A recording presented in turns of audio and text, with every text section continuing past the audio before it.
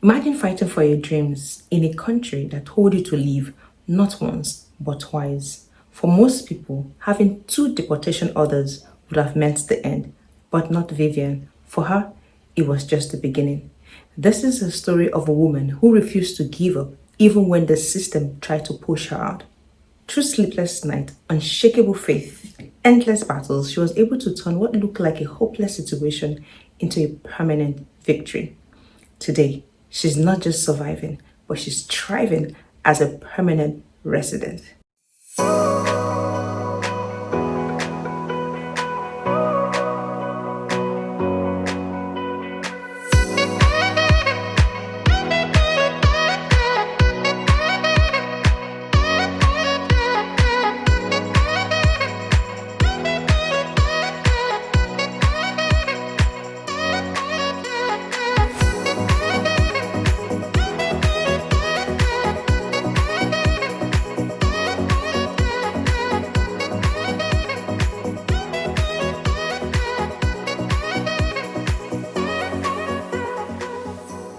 Welcome back, Vivian. Thank you so much for being here.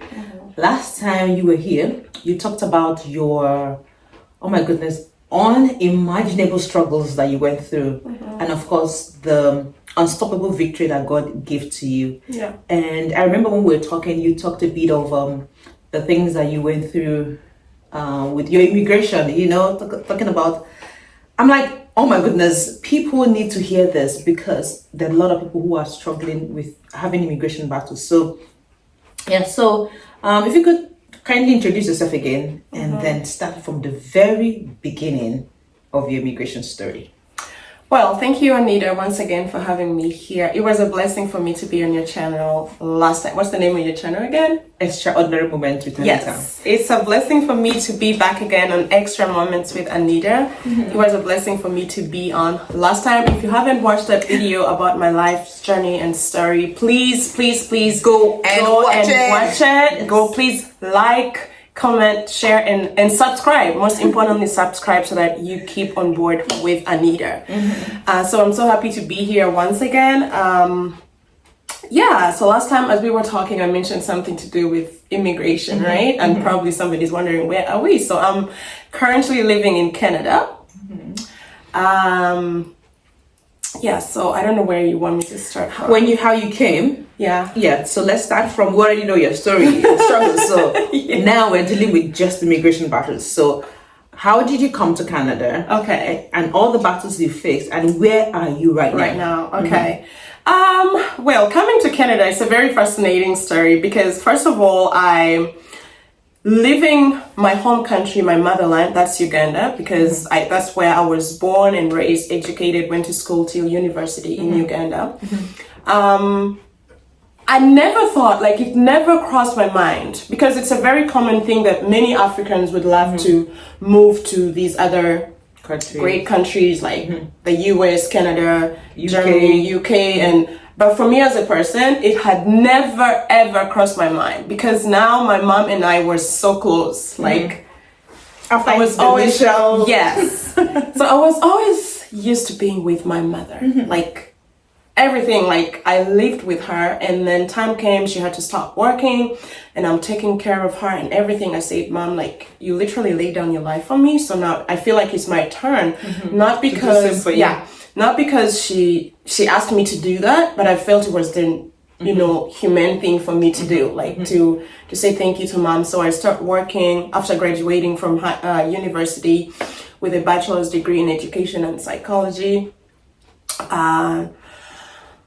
Then I start work, and then of course after work, people will start asking, oh, when are you getting married? Those questions, right? Of course, I went through a few relationships here and there, and disappointment after disappointment. I'm gonna have another series of that. I have a lot to talk about when it comes to issues to do with relationships, especially to encourage young girls out there. But for today, we're not talking about that. So anyway, I had a friend of mine who was working with a city, with the city of Kampala. Kampala is the capital of Uganda. So she was working with a government. And I had gone through a situation that really left me so broken. And I was tired. And one day I was in her office, like we were just having a cup of tea with her. And she's like, Viv, why don't you try and go to Canada and just start over your life? I'm like, Start over? like, what do you mean? Go to Canada? Like, I didn't know nobody here. I don't know what's Canada about. Okay, I knew some stuff about Canada because we studied about it in school. Like, they told us about the prairies, the wheat, you know, the cattle, how they grow, they have a lot of milk and all those things, the Niagara Falls and all those, just theoretically, right? But practically, I didn't know anything about Canada, and I didn't have even that desire in my heart, like to move from Uganda and come. Though I wasn't living, like I wasn't a rich person, but I was content in my heart with the little that, yes, I was, right? So she tells me, and I'm like, no, I'm not. Like, how am I going to start life? Like going to a completely foreign land and then you're studying all over. And she's like, yeah, you can do it. And then she mentions, you also know French. So it's going to be like a bonus for you. Like it's a benefit for you, like to know French is very good. So you're going to find jobs easily as a bilingual person, right? So when I went back home, it started ringing in my mind, like, Canada. I'm like, So jokingly, because to be honest, I didn't have like 85% of the qualifications that I needed to come here. Travel history, nothing. The farthest I had traveled from Uganda was the neighboring country of Kenya, and I didn't even go by plane. Like I'd gone there by bus, right? And you don't even need a visa for that. Exactly. So I'm like, okay. So I go through the list of requirements. You need travel history. You need this X amount of money on your bank account. You need assets to show. You need to prove that when you come here, blah blah blah blah. Like you'll go anyway. All those things. And I told her, you know what? This is not for me. It's not for me because I don't even have all the qualifications. So exactly. And she told me, Vivian, try. You'd rather fail, but know that I failed after trying than failing to try. She said, start on the paperwork. And there's a lot of paperwork involved. I need this, I need that, I need that. So anyway, she connected me to some gentleman who was helping with the paperwork. He asked for this, you need these millions to do this, to get that. I'm like, oh my God, poor girl. Like, you have even to borrow some money from friends. I need this, I need that. Anyway, so we start, and then along the way, so now there was a cousin of mine who lives actually in Canada, right? But I didn't know much like about him and his whereabouts. I just heard that he was here, but we didn't have that connection, right? So I could not bank on him. You didn't that have a much. relationship with him, even though he was a cousin. Exactly. So, but he was here. So when I started on the process, that cousin's daughter is married to some guy who's gonna be very, very prominent in this story. So that cousin of mine who lives in Canada, his daughter is supposed to be like my niece. Now my niece is married to some guy. For the purpose of protecting your images and you don't have to mention names. Yes, I'm not going to mention names, but I cannot talk about my immigration story and not talk about certain things that happened. Because for me, I feel like they make change my the name. story. You can call the person Charles, or it doesn't have to be the real name, right? Exactly. For So the now purpose my of this cousins. video. Yes, so my niece is married to this guy who also has some knowledge about immigration and could help people do with paperwork, blah, blah, blah. Yeah. So I tried with the first guy and he was asking for a lot of money. So I gave him some bit of money and I'm like, I'm running bankrupt, and then somehow, I bump into this guy who married my niece and he's like, yeah, I'll help you, right? And then also my cousin's wife then was still in Uganda. She also helped. Okay. She really did a good job. She helped. I paid her, though it wasn't free. So now this guy, the main thing is with this guy who married my niece. So he helps me. And then when he made my account, when he came up with my immigration account, like he retained the password. So when immigration writes to me, it's him to access the information and not me. Oh, you didn't have the details. I didn't have the details. So time comes after sending in everything, gathering all the information I needed, and then sending it into immigration. They responded to me, I think, within 2 weeks. And and they responded to me. So I just got a notification on my email because I used my personal email, but he retained the password, and I didn't think of changing the password. Oh, wow. So when I got the notification, I sent him a message and I called him. I said, hey, so and so, I got this notification from Immigration Canada, and can you please check and give me the details of the email? So he says, oh yeah, I've actually checked, but it's still pending. There's nothing much they've said. Wow. So now we rest 1 week, 2 weeks down the road, 1 month down the road. And then now I have my sister who lives in the UK. She calls me, and that time I was in the city with one of my friends who was heavily pregnant. So she'd gone for her antenatal, Yes. So I had accompanied my friend. So my sister in the UK calls me. She's like, Vivian, how are you? I'm like, I'm good. Like, are you safe where you are? Can we talk? I'm like, yeah. I'm like, what's going on? She's like, what's happening? Because my sister was helping me also, like giving me money. Oh, we need this. We need a new passport. We need Every that. time you needed something new. Yeah, I would communicate with her. So she calls me and she's like, what is going on? I'm like, what do you mean? She's like, you got a visa and you never told us? You never told me? Of all people, me? Like, you're hiding this from me? I'm like, oh, wait. What are you talking about? Like, what do you mean?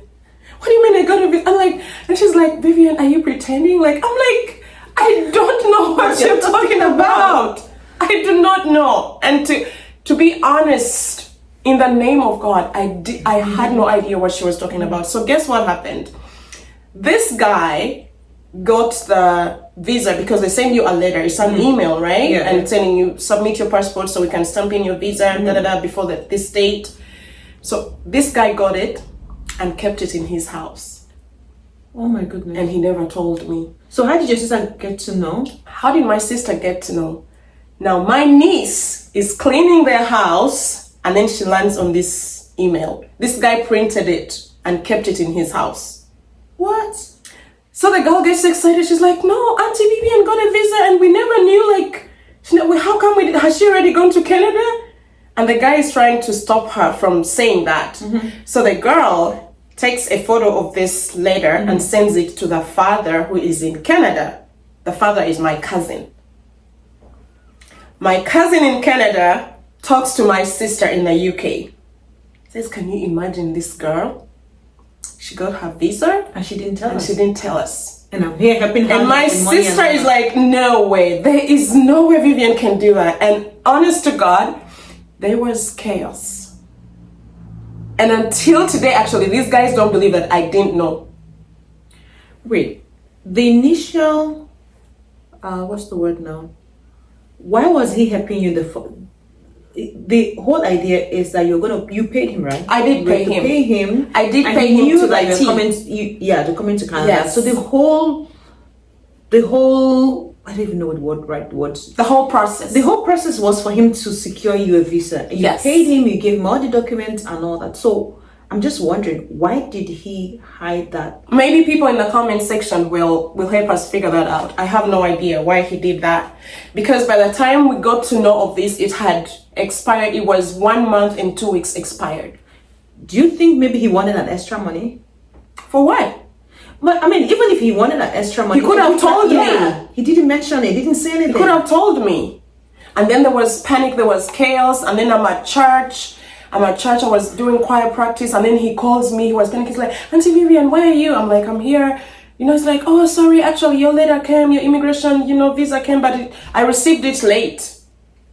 That's a lie. And then my sister in the UK is calling me, is like, Vivian, like, what's going on? I'm like, I do not know. So she's the one who sends me the email that my cousin here in Canada sent her.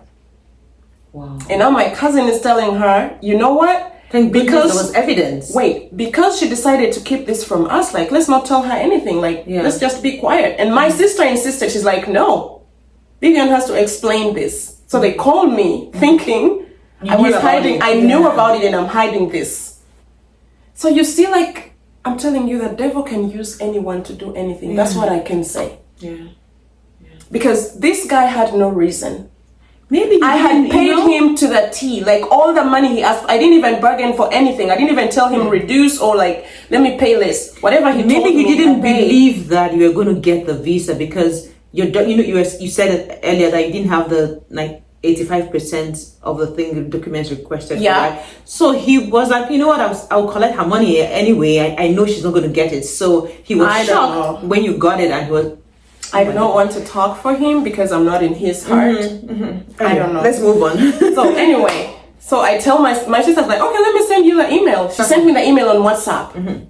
And guess what? The email has the exact date, and I'll never forget. It was April the 6th, either the 6th of April, you know? And I remembered, I went back to the notification I got on my email, and it was the same date. The same date I called this guy, and he told me there was nothing. And now he came back lying to say that he came He got it late. Yeah. But anyway. So I told my sister, you know what?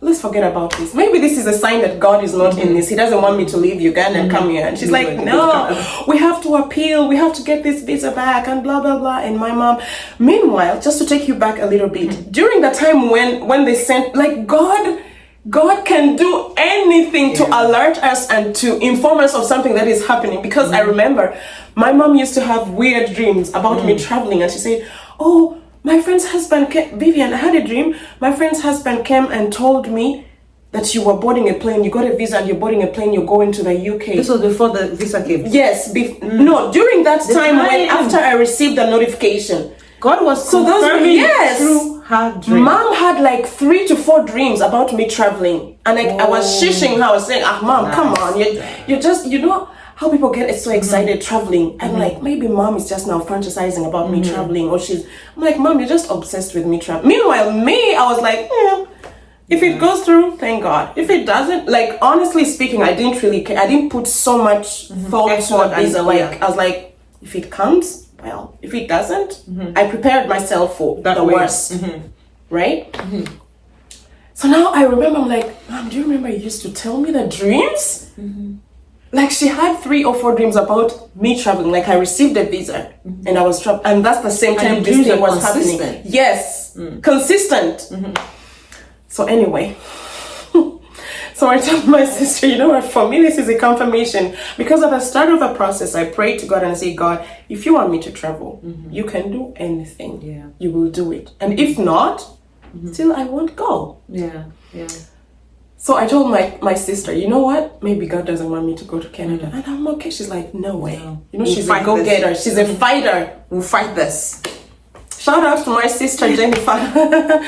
So she's like, no, we have to get this back. I'm like, how? Who am I? Like, I'm not even known in Uganda. Like, do you know how many people the Canadian embassy is working on? Do you know how many visas?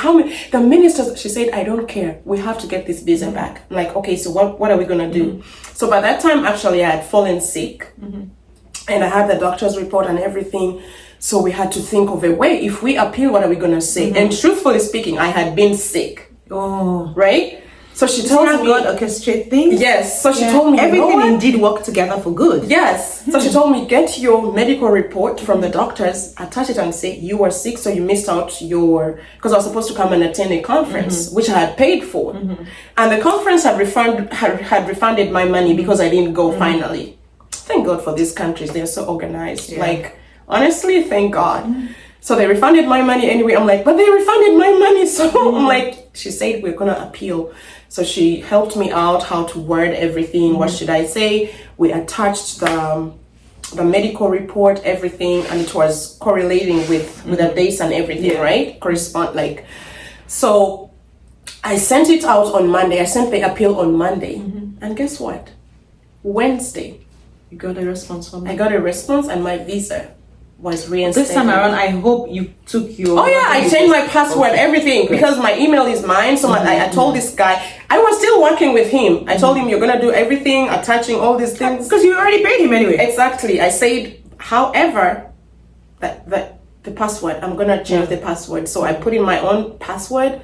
That was Monday, and Wednesday, I was actually with my mother in the hospital. That time she was admitted in the hospital. Okay. And then I received the news. Like I just had it gong on my phone. Cling! I said, IRCC. I was like,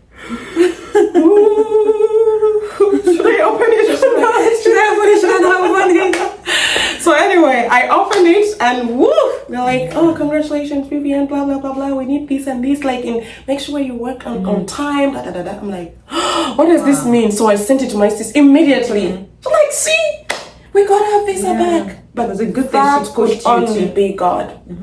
Honestly, that could only be God, because she told me ministers appeal for these visa. Ministers, when I talk about ministers, these are guys who are stinking rich, and they are rejected. But me, Vivian, who was God, I? of course, God had a plan. So. Exactly. So anyway, board the plane. I have no idea where am I going. What is it gonna look like? So anyway, I come to Canada. And by the grace of God, that cousin, I want to give him credit. You know that they say give credit where it's due. He received me, of course, at the airport and kept me at his house for 8 days, 1 week and 2 days and 1 day. And then on the 9th day, I was driven, and then I went to a shelter. Oh, he drove you out of his house? on the Yes. 9th day? Not like just, he didn't just send me away like in a bad way. I had to, because they told me that's the process, right? The way I came in. Oh. You know, okay. so I came in as a refugee claimant. Okay. That is the process. That is the only thing I knew. Like if you come here, I didn't know any other avenue. Like there were better ways, because but at the time you didn't know. I didn't know. Okay, so he drove you to the refugee camp. Exactly. Yeah. Okay. So I go into a shelter, and oh my God, it was a beautiful place. Very kind people, sweet. They took care of us. Like, you have shelter, you have your bed, you have 4 to 5 meals in a day, all these things.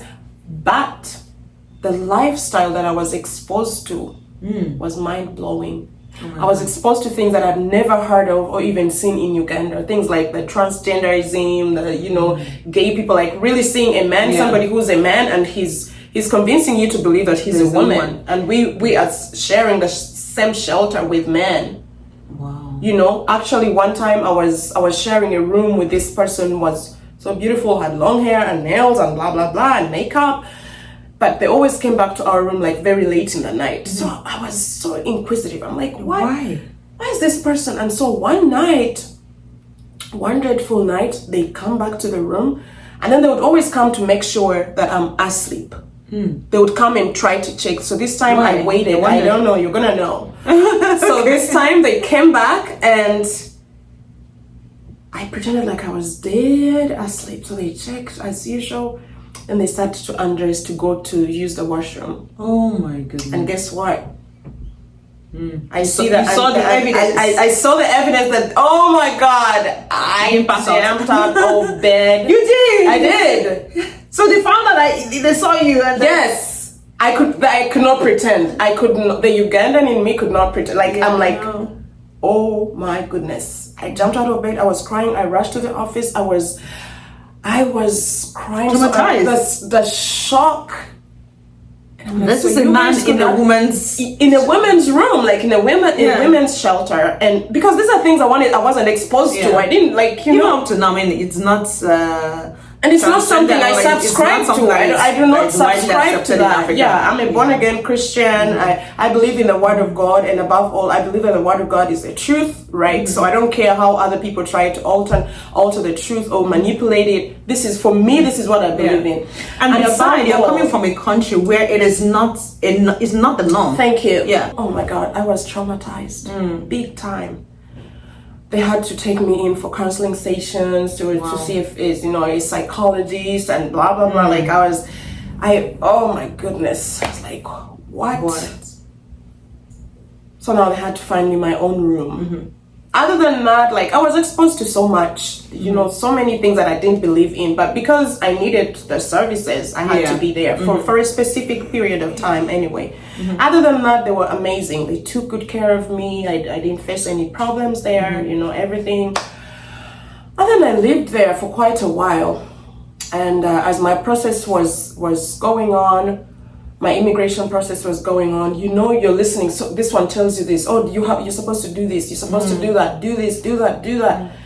So you keep listening to so many people giving you advice, which is a very wrong thing. For anyone out there who is doing your immigration, wherever you are in Canada, US, or wherever, make sure you You limit the number of people who speak to you, who tell you stuff. Oh, And actually, also do your own research. exactly. Better still go, because information is there on the out there, website. yeah. There's information. You don't need to pay nobody to do for you nothing. Now, for me, I was that naive and very ignorant when it comes to immigration. I wasn't even reading on my own. And yet I'm educated. I'm an educated person, right? So, anyway, so now I withdraw my claim. And before I knew it, a deportation letter comes in. Oh my goodness. Yeah, because you have no status. What are you doing in our country? Because you claim that you are this and that's why we're giving you asylum, and now you're coming back to say I'm no longer there. So what are you doing here? What's the status? Exactly. Yeah. Oh, that's where the fire started. It was terrible. I had to go into getting private lawyers. That is very expensive. To defend your stay, To right? defend my stay here, I used 2 lawyers before, thousands of dollars. I can tell you, I went bankrupt because I didn't want to go back home. My family depended on me. My mom depended on me. And I'm also taking care of like kids. Like I support kids who are not my biological children in Uganda with my own money. So now I'm looking at them at this. I'm like, God, what am I going to do with these kids? It's been a while that I left Uganda. If I go back, where am I going to start from? And if I go back, how are you going to be glorified? Like if I'm deported? Like it was a very disturbing situation and moment. Especially for me. when you said, you've told people God brought me here. Exactly. And you go back and say, oh, You're okay, deported. God, yeah, you're deported. So God could not, it's just like what Moses said to, don't let the enemy say God who brought them out of Egypt is not able to take care of them. Exactly. Yeah. So anyway, it was so traumatizing, so stressful. And time is going by and years are going by, and if you don't have status here, like life is very difficult. It's very traumatizing. Like you are so limited in how much you can do. You can do just so little. Even when it comes to jobs, you end up just doing the odd jobs. Like you cannot compete on the job market with other people, right? Even when you're have more the qualified. education. Exactly. Even if you have the qualifications, it's not going to be considered, right? So anyway, I went through that. It was a very stressful period for me. I trusted God and distrusted Him, if the word distrust can exist, because I'm like, God, I don't trust you anymore. God, I'm so tired. I've prayed to you. I've cried out. I went to my pastor and I told him, please pray for me. And my pastor, Pastor Peter Marshall of Great Life Church, shout out to you if you ever watch this video one day. So anyway, he wrote a recommendation.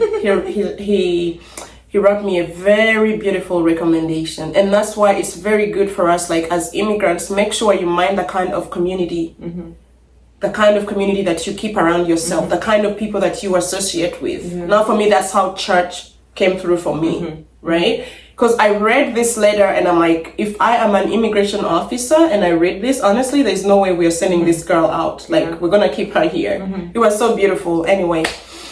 So now I go through that struggle, lost a lot of money, and so many things happened.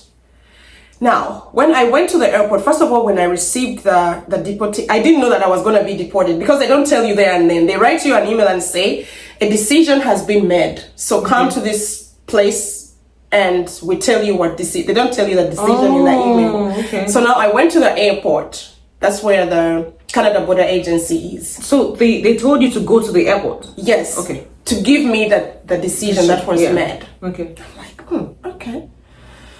So I get there. So I'm standing like here at the window, right? There are windows. So I'm standing here. And then there's a young man, Indian man. That guy was Indian. I could tell. Very young, maybe like 25, Indian 26. heritage, but Canadian, yes. So he's seated over there, he looks at me, and then over there's a table like just that one, right? And on that table, I see a passport. Ooh, and it looked like a Ugandan passport. Exactly. When I saw it, I'm like, oh, that looks familiar. And then it had like a long thing, like tickets, like they're long, right? And it had a long slip between the passport. So when I looked at it first, it didn't dawn on me. I'm like, oh, that looks like a Ugandan passport. Okay. So I pay attention to this guy. And he's like, oh yeah, so he had a huge document, right? Oh my goodness. And he's like, yeah, so Vivian, you appealed, you said this and this, but the judge looked into this and didn't find this. He was pointing and saying this and this. There was no evidence of this and that and that. And because of that, declined. Oh my goodness. And then he's looking at me and he's like, do you know what that means? I'm like, no. He's like, yeah, so a deportation order has been released. You have to leave the country. Like right away? I had to leave in the next 2 months. Oh, okay. So did he give you back your passport with the... Wait. Oh, okay, sorry. So I'm looking. So he stands up. I'm shaking. I don't know what to think. I don't know. I don't know what to say. I don't know. I can't even begin to How to imagine what's call going God? on Should in I your call head. you? Should I not call God? In a moment I was lost. Yeah. Dazed, like... Oh my God. So he goes over to the table, he brings the passport, and then he opens like the data page, right? He's like, do you recognize this person? And of course, Of that's course, me. that's me. How will I not recognize myself? Oh my god, that was so funny. What a Yeah, so I'm question. like, yeah, that's me. And he's like, oh, you don't even have to worry about your ticket. The ticket is ready. And I was supposed to leave on May 19th. That was like 2 March. months. Yeah. Okay. That was like March. March, April, End yeah, of 2 March, months, yeah. So I was supposed to leave on May 19th and, go prepare everything. Like, if you have anything, they asked me how much money I had in my account. They already know anyway, so Yeah, why they you already asking? Zero money on my account. Oh my God. So anyway, I was like, so this is real? Yeah. So I stand there and I'm frozen. And in that moment, for the first time in my life, I peed myself. I just realized, Yeah. I just felt it. I'm like, okay, this is serious. Yeah. Now, what do I do from here? I called my cousin. Same one. Yeah. Yep. I called my cousin. I told him, this and this has happened. Because in the moment, I don't know what to do. I don't know who to call. I don't know. I called him. I'm like, this and this is going on. And he's like, I'm busy at work. I'll call you later. That was around 1 p.m., 1:30-ish. It was in the afternoon. So I stand there and I don't know what to do. And I wait. I waited. I called back, called. Didn't respond. And I'm like, I assumed, he said he's busy at work. And people here can really be busy for sure, right? So I'm like, he will call me whatever time. So now I call a friend of mine, Julie. Shout out to you, Julie, whichever day you watch this video. I called her. She lives in Toronto. And I was broken beyond. I can't even begin to imagine. And I told her what had happened, even with myself. And she's like, she asked me, because she knows my cousin. So she asked me, have you told him? I said, yes. What did he say? I said, I have not heard from him. Said, he told me he was busy. Like, okay. It's like, you know what, Vivian, don't go back home. Come to my house. So she sent me a taxi because I could not even get my phone, even order an Uber. And I could, my brain was, so she spoke to the taxi. She asked me where I was. The taxi guy came and picked me up. I'm so sorry, taxi guy, if he ever watches this video, because what I did in his car, honestly, it was unthinkable. But What did you do? I did the worst, like in a car, the worst that you can think about. Okay, let's not talk about what you did. Yeah, like, oh my God, I felt sorry for him. Anyway, he takes me there and Julie receives me. And I sit there so helpless. I'm like, what do I do? Where do I go from here? Yeah, but Julie was a very resourceful person and she's very sharp, like she knows things, she has connections and here, and then she was like, I can't thank her enough. She was there, she was my strength right now, right then. So then I sent my sister a message. I told her this is what is happening. She's like, no, you're not going anywhere. Sister. Yeah, she's like, I know it's heartbreaking, it's tough news right now, but yeah, for now, cry. I'm gonna give you time to cry, but It's okay to cry, but yes, but you're not going nowhere. That's what she told me. I just switched off the phone. She told me when she went off the phone, she went into her prayer closet. Everyone needs a Jennifer. My sister is called Jennifer. Every one of you out there, you need a Jennifer. You need somebody who will go to their prayer closet on your behalf. Without even you knowing, because I got to know that later on. She told me, because the way she got off the phone, I think she had this anger in her. yeah, like, how dare? she was angry at you. Yeah, so me, I didn't know. I was like, you just just get off the phone like that? Like, anyway.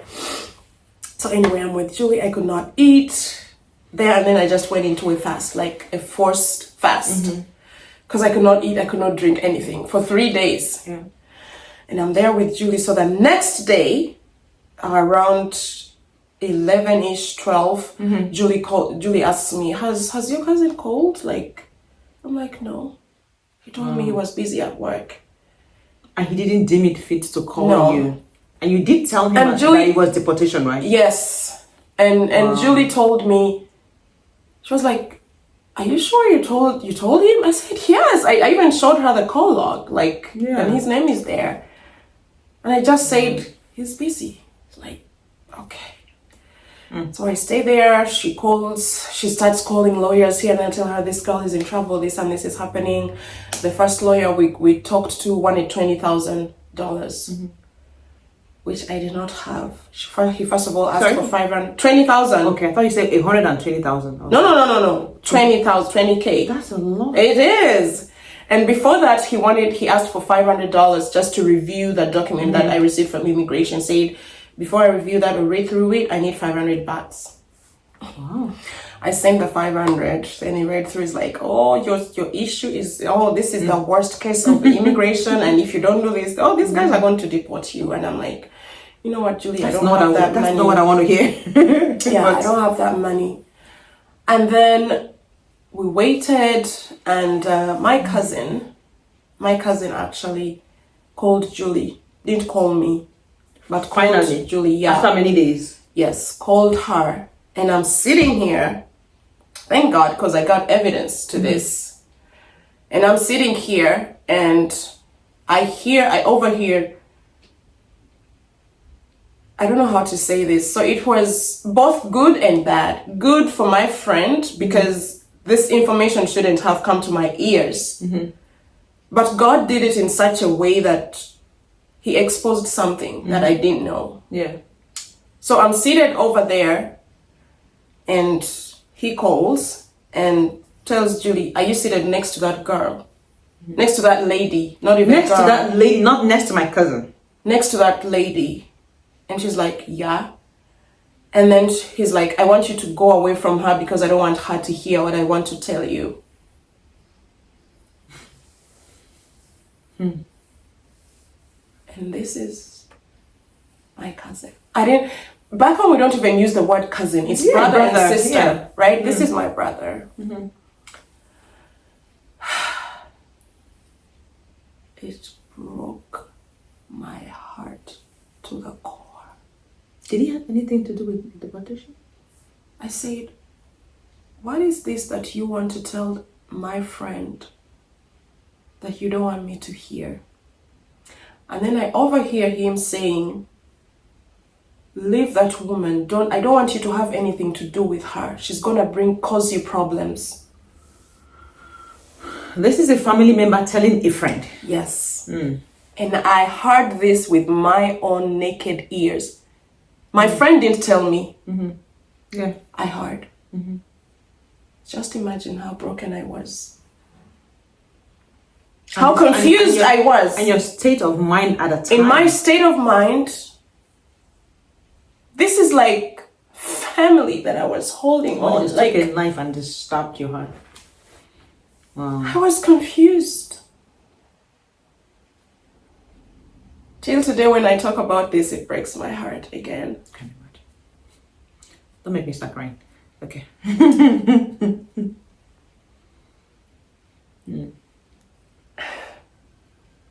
You have victory now, so. I said, the way I loved these people. Yeah. There's something called betrayal, right? I loved birthdays. I was always there for their kids. Buying I'm all the way in celebrating with Kitchener. them, They're in Toronto. cooking. I went and mingled with them so freely because I'm a free-spirited woman. That's who God made me to be. And he said a lot on the phone. A lot. And when my friend came back to where I was seated, I just told her, I heard everything. She's like, what? Oh, Vivian, I'm so sorry, I didn't intend. Actually, I don't know how my phone was in loudspeaker. I heard. And I remember I cried so hard because I felt like now Julie is the one I'm left with. If she leaves me alone, what am I gonna do? Like, because I was so bleak, I don't know, the lawyers have taken all my money, things have not worked out. So now, even somebody who's supposed to be there for me, to help me, you don't have the time. Somebody who's supposed to be there for me, you are blackmailing me before them. What did I do?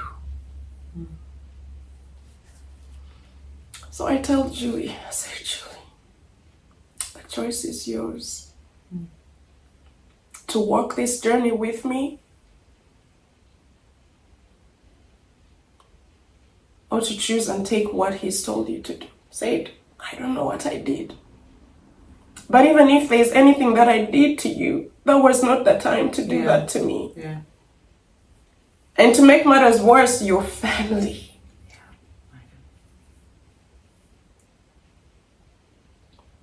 Betrayal is real, unfortunately, and it hurts most, or hurts the more, when it's from a family member.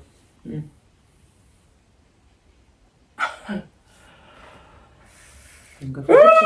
victory now. So when you are telling the story, So we are still there. look back from the point of victory. I'm still crying over that. And then the first lawyer who asked for 20,000 calls Julie. And it's like, oh, that lady, I don't want anything to do with her, blah, blah, blah. Like, and then Julie is like, honestly, if I was, fortunately enough, Julie was working remotely. Right? Okay. And we are sleeping like even in the same place. Like her bed was over there, and then for me, she allowed me to sleep in her couch, on her couch, right? She's like, I've been with this lady from the time she came to my place. I've not heard her talk to nobody. So that, where is this coming from? And then the guy mentioned who said this. And I'm like, you're coming. I was like, okay. Stayed there. Julie was like, you know what? We'll try somebody else. Because now for me, I had gotten to a point where I was giving up. I was tired. I'd spent a lot and I was tired. Mentally, physically, like Everything, I was tired. And meanwhile, my cousin is, my sister in the UK is praying for me. She's praying, she's like, babe, don't give up. Let's keep trying. Let's keep doing this. Let's keep trying. And then my friend finally contacts another lawyer. God bless her. And she told me, we called her at around 1 or 2-ish, 2 p.m. She said, I've booked you in for an appointment at 4 p.m. that very day.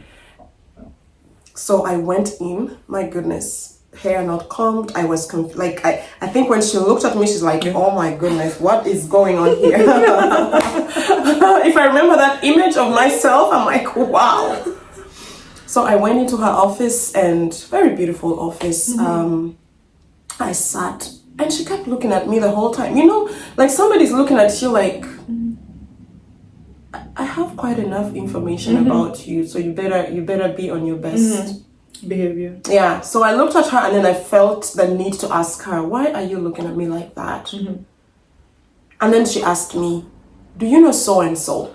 How is it that your cousin keeps getting this guy's numbers and talking to them? I don't know.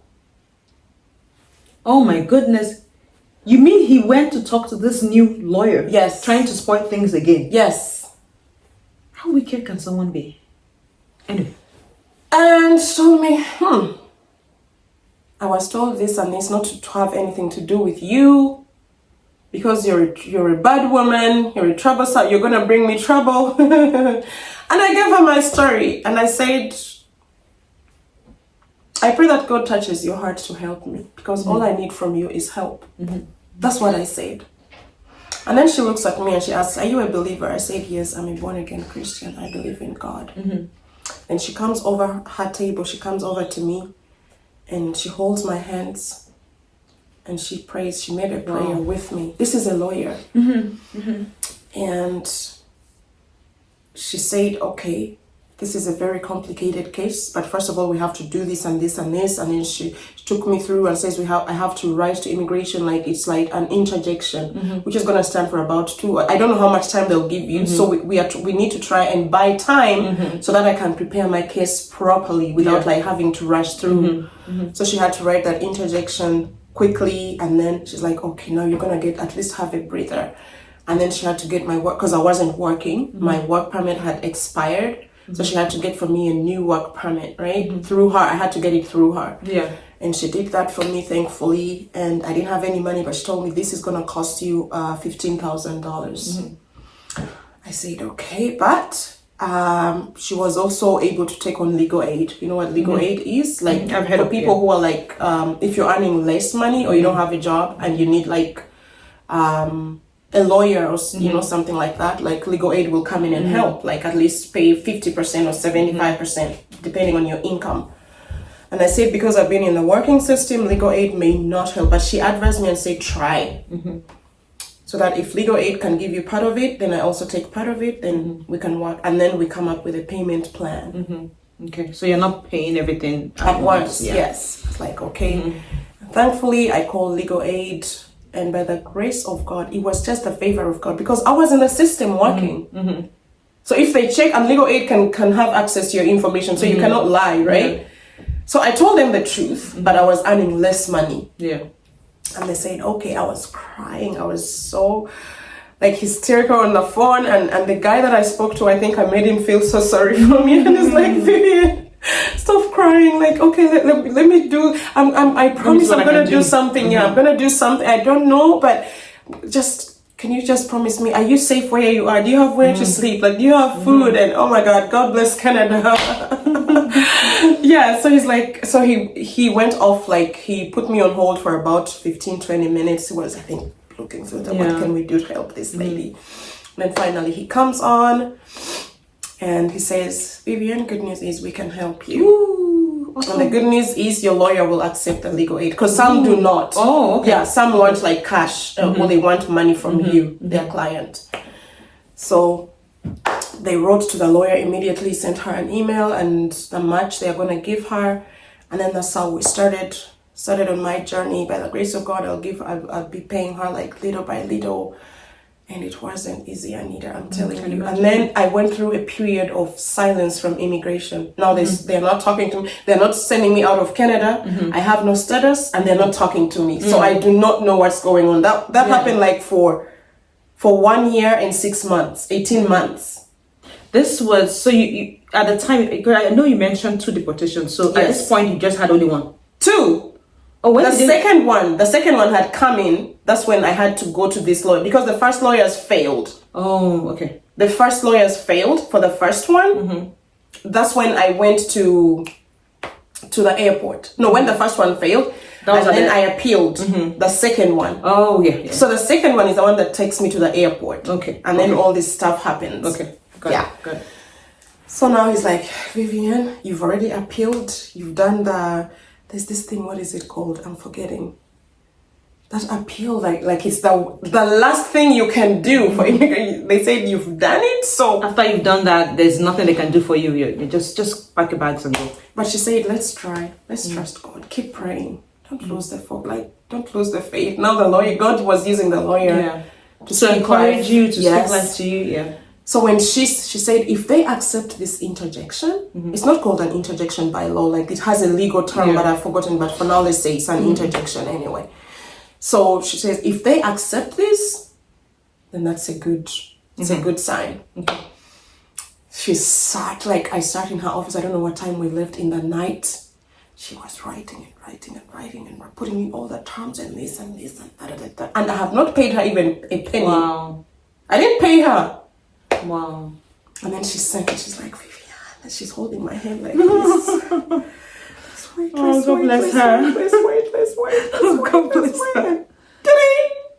Immediately they responded. Yes. Not even the next day. I'm telling you, I have a God. I don't know the name of my God. If anyone out there is going to ask me what's the name of your God, I don't know. His name is Jehovah. I know him. It's beyond. Like, I've gone through stuff, right? But all the way I've seen God. Like, God has been coming through for me. Somehow it makes me escape, or like somehow. So that's why I'm telling you. Grace. I don't know what name to call God. In this season, He was grace and mercy for me.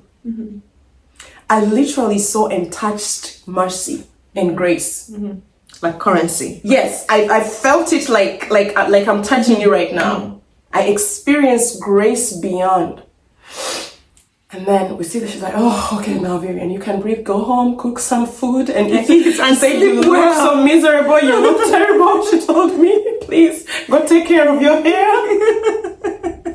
Because my hair was left, right, and center. Oh my God. I'm sure I was even stinking. I didn't even take it. I'm telling you the truth. I just went into this lady's office the way I was. Like, nothing on me. She told me, okay, Vivian, when was the last time you had a meal? I told her. She's like, okay, now you can smile a little bit. I'm not saying that immigration has now let but at least free, you can but breathe. at least breathe. Before it was choking you, it was like, now their hands are off your neck, you can breathe. I was having sleepless nights. I was having nightmares. Like, I would wake up. Meanwhile, immigration like restricted me. I became a virtual prisoner. Yes, I was like in prison, but virtually. They had that- controlling that yes. They had to control like my movements. Like, they told me if your pinky toe even crosses like, and it's pointing into another province, that's not possible. Yeah. They said it's not allowed. You're just gonna keep here. Whatever no it is that movements, you're nothing. putting on, was it in your It ankle? was or your- monitored on my leg. It was monitored. Wow. And that was so traumatizing because every month I had to report myself at the Canada Border Agency in Mississauga. To make sure Every that, month. let them know that you're still here. Yeah, and every time I would go, like, I would see the planes flying over, and I'm like, oh my God. Which plane? Maybe one of these planes is taking me. Taking me home back. Yeah, because I remember that day I went to the airport, the first time when they gave me the bad news, like they took me upstairs. Oh my goodness. And there were like several tiny rooms, like small rooms, like cubics, like that. You know, like for prisoners. I don't know, like a long hall, right? And then I entered in one of them. I was all shaking. I didn't know what to do. And they put me in. They took my eye, like they checked the eye, whatever. What is that called? They did the eye testing, and then told me to pull off my tongue and my fingerprints, and it was Just so biometrics, scary. just- Like you're just hearing somebody talking. You don't even see the tell Vivian, Vivian, open your left eye wide. You know? My stomach. Vivian, pull your tongue out.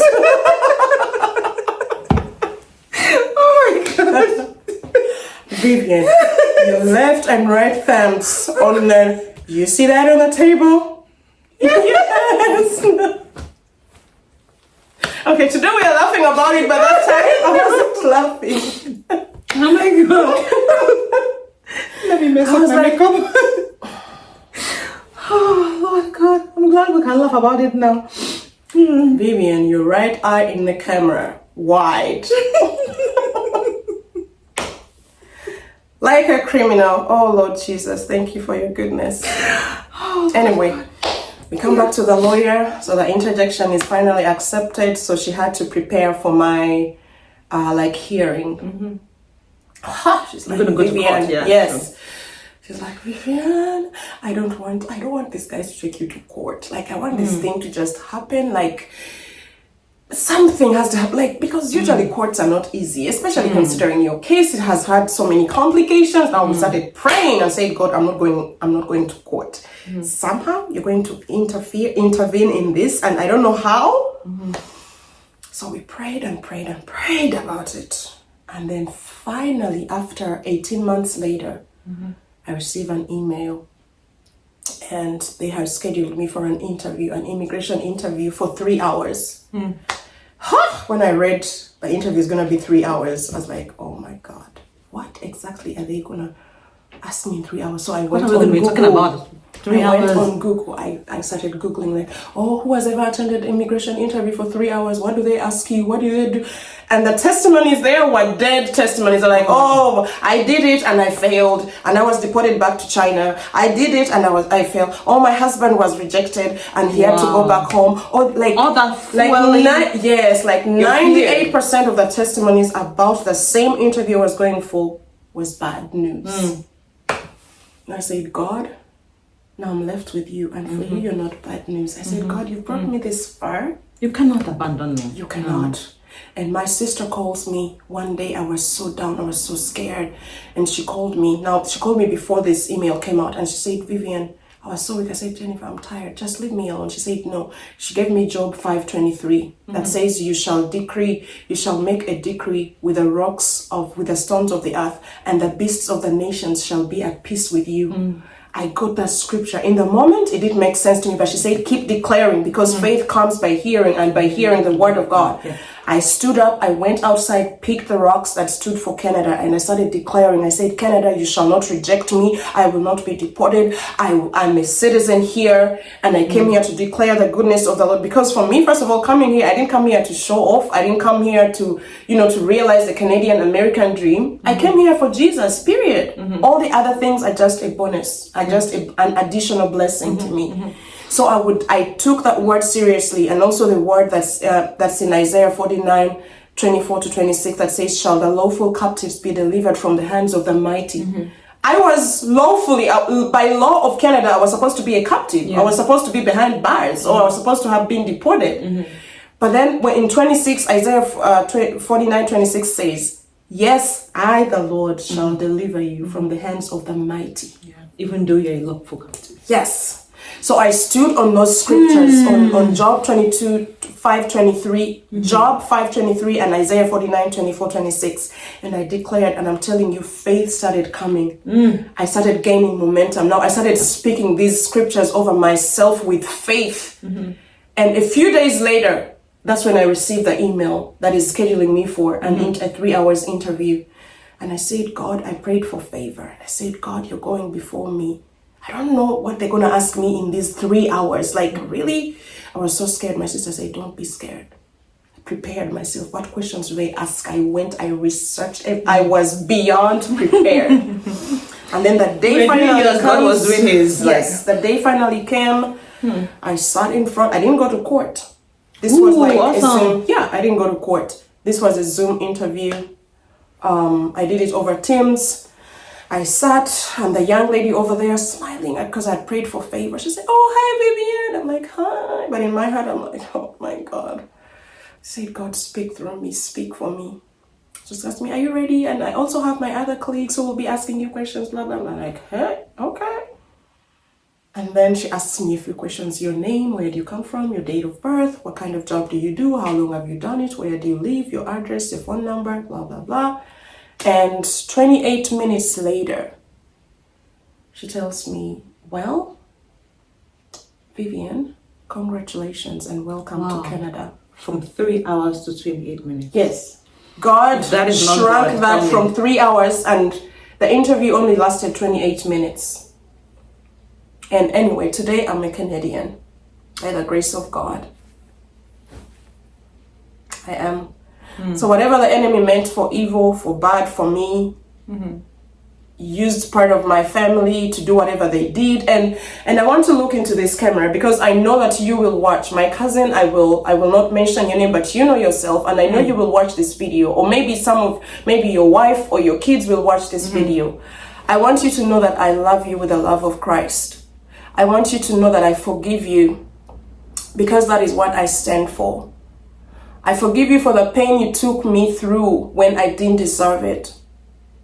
I forgive you from the bottom of my heart, and I love you and I don't hold anything against you. But above all, I pray that one day you receive Jesus, the true Jesus that we preach, the true Jesus of the Bible, that you will receive God in your heart.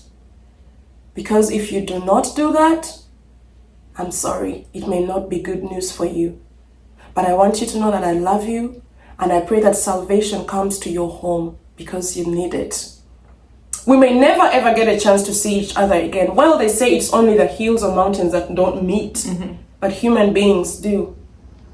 But for me, I hope and pray that you will find salvation. I forgive you. And I also ask you to forgive me in your heart. If there be anything that warranted your behavior, that made you treat me the way you treated me or do whatever you did in the time that I needed you the most, please find it in your heart to forgive me. People are struggling with immigration issues, Yes. and some are at the verge of just giving up. Some Yep. probably have are at the airport right now because they've received deportation. But your story is a story of hope. Yeah. So please, what are you going to say to them? How can you encourage them? How just give them a word of advice. First of all, I want to say that our God is a covenant keeping God. He's a promise keeper. Because I remember when I was coming to Canada, I promised God that I would serve him and I would stand for the name of Jesus everywhere I go. And I've done that. I'm not saying I've been perfect. I mean, I'm out there on the streets. I do evangelize. I speak boldly about Jesus at any opportunity that I get. So for anyone who may be going through any immigration challenges or situations, I want to tell you that trust God first of all. Trust God. And the other thing is, why did you come to Canada or America or wherever? Because God is a covenant keeping God. What covenant do you have between you and God? Yeah. Because God has to benefit from everything that you do. How does the kingdom of heaven benefit from what you're doing? How does the kingdom of heaven benefit from your presence in the US, in Canada, in the UK, or all over the world? Place you are. If you marry that, go before God and say, God, if you help me succeed in this, this is what I'm going to do for your kingdom. God honors covenants because he's a covenant keeping God. So that is what I'm telling you. There's no magic. There's no other thing. I stood by that. I'm not going to say that I've been perfect, that I go out to evangelize every time, but I strive to do that and I stand for that. So because he's a covenant keeping God, what covenant can you make with God? Remember the other stones, the scripture in Job 5:23, that I will make a covenant with the stones of the earth, and the beasts of the nations shall be at peace with me. I saw God bring the beast of immigration and made it at peace with me. The same people who were running after me, the same people who released 2 deportation orders in my name, are the same people who told me, congratulations, Vivian, welcome to Canada. That is the mighty God we serve. And I'm telling you, there is nothing God cannot do if you trust him. I'm telling you, I don't care if they've given you 10 deportation orders. I don't care if there is nothing that God cannot do. Just trust God and be faithful, be honest to God. Make that covenant with God. Because life is spiritual. Yep. I'm not going to tell you go and bribe lawyers. I didn't bribe any lawyer. I paid all the money and ran out of money. You can bribe lawyer and then everything will flop. Exactly. If God is not in it, forget it. Be diligent and honest in all your ways, but above all, in everything you get involved in, ask yourself, how is the kingdom of heaven benefiting from my business, benefiting from my ministry, benefiting from my presence in Canada, in the US, or anywhere? God will always defend his own. And he will defend his name. Exactly. I saw God come through for me. Now you see my journey. The devil started fighting me even before I crossed the border. While I was still in Uganda, he didn't want me to be here. But God already knew that I would be an ambassador of Christ in Canada. And he fought for me all the way. And today I'm here free. I'm doing what I'm supposed to do. Nobody's telling me you can't do this, you can't do that. I am here. And to God be the glory. No more sleepless nights. I eat my food. I'm a happy woman. And God is doing amazing things in my life. I'm telling you, trust God. There is absolutely nothing. And even in that situation that you know that, Vivian, I put myself in this knowingly. Isaiah 24-26 has you covered. Yeah. Because God people say, it's my fault. I mean, whatever I'm going through, it's my fault. Even if it's your fault, Isaiah 49-24-26 has you covered. Just be honest to God. Be delivered. Yes, just be honest to God. Go on your knees and say, God, I honestly did this. I lied to the government. Or I said this. Or I messed up here. I messed up. But have mercy on me. He will sure deliver you. Woo. Yes. Preach, sister. I went through a very bad time of depression. Why am I depressed? Because coming to Canada, I had my plan. I said, I want to do this for my mom, this within this time, I want to do this, accomplish this and that. But immigration has taken away all the money. I went bankrupt. Like, Anita, do you know, going to all your accounts and you're somebody who had saved like thousands for a particular reason. and it's all been taken by immigration, and you've still not gained what you should have done. And then you had to deport it. So I went come through back a in shame. depression, and I almost committed suicide. I tried to commit suicide actually 2 times. And then the day I remember, actually, this is very important. I remember my friend Janet, that is the president of the Women of Excellence in Hamilton. Shout out to She came in, Janet. yes, shout out to you, Janet. She came in with some other ladies, you know, because it was a mixture of immigration, and then I went through a terrible breakup. Oh my God, that's for another day. And the depression sent, definitely, there's no way I could escape that. So you're thinking about a family that should have been there for you, and I'm wondering, why did they do this? And then I don't have money, and the lawyers want money. And so the easiest thing for me to give in was depression and anxiety and fear. But God, And then at the delivered time, me from all at that. the time, you thought, oh, just give it all up, you know, Yes. kill yourself. That's the quickest. And Why am I living? yeah, I've and you toiled prepared, all these years. was it drugs or something? I remember. Yes, Yeah. I was gonna take some I had some Tylenols and Advils, like so many, like maybe 50 of them, 50 Wow. pills, and I was just gonna take all of them at once. Just before you did, I remember, if I remember correctly, Yeah. that was when Janet came Yes. to the door at the right time. At God the just right sent time. it. It's not like you called her. No. God just sent it down. See how much Yeah. God loves you. He loves his own, and he would always. And I'm still here, and I'm standing for Jesus. And one more thing before I leave, I'm telling you, any opportunity I get, because I know this video will be watched by hundreds or tens or whatever amount of millions. number, please, if you have not accepted Jesus to be your Lord and Savior, please do so. The Bible says in the book of Romans that we believe in Jesus in our hearts, that Jesus is the Son of God. He died and rose again, and we confess with our mouth that He is our Savior, and you received salvation. John, in the book of John, the Bible says that Jesus is the way, the truth, and life, and nobody comes to Father God unless you go through Jesus. Don't let anyone lie to you that there are so many other ways to heaven. There's only one way, and that way is Jesus. God bless you as you consider accepting Him as your personal Lord and Savior, and secure your place in eternity. Wow. Amen. Thank you so much. Yep. Thank you too for having me. God bless.